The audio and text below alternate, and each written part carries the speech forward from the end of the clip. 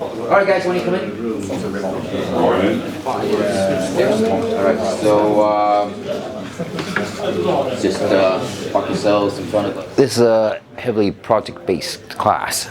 So this class is about extended reality. Yeah. So they did a project on augmented reality where they created some masks and things they can put on their faces on their mobile devices. And this one is the virtual reality. They put on the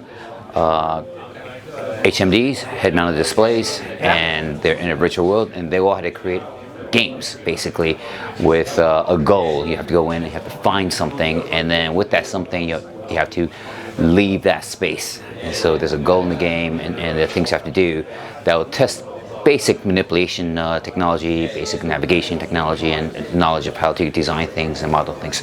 So they pick up a lot of really good skills. So this class is split between theory of extended reality and then the practice of it. So there are two parallel tracks, and so they come up with a lot of skills practically, but also know a lot of things on a more theoretical level, so they can go out there and build on top of that. And so it's more than just someone who maybe learned how to program off YouTube or something. They actually went in and did that, but they also know what's behind all that. So it's a good combination for them. Så du starter helt nederst der, og steinene de går ikke langt nok ned at du kan ta tak i dem på begynnelsen.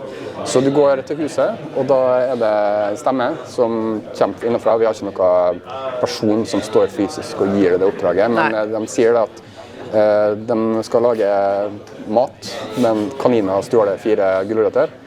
Og hent gulrøttene for meg, så kan du få lov å stige med den. Så når du gjør det, så blir den stigen flyttet bort til veggen, og da kan du begynne å klatre. So they use the same fundamental technology to build it. It's called Unity, and it's industry standard for doing all these games you see out there. I would say the majority of them are done with Unity. They designed everything, and they took a lot of the models that existed out there that were free, or they designed them themselves. But the concepts, they made up themselves. I gave them some points they had to hit. You know, you have to be able to move around, you have to be able to pick up things, you have to be able to kind of have a goal and meet it. So the basic constraints. And they just kind of came up with very creative ideas and designed it themselves. What kind of jobs can they get? So many things. Everything from, games companies, obvious ones. NMK I just mentioned, they do maritime competencies, they use simulations, I was back in the States in the Air Force Academy, and they just, everything over there, running the mission control, stations of the future, a lot of things require, these days, modeling in a virtual environment. And this is a system allows you to do that. So the skill is widely applicable. The second project has 3 components. This you just saw the technology.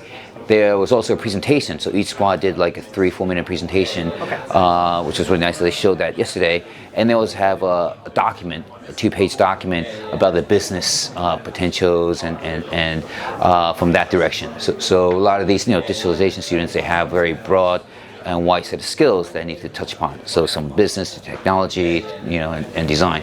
So all those things are part of this one project. And this project's worth 30% of their grade.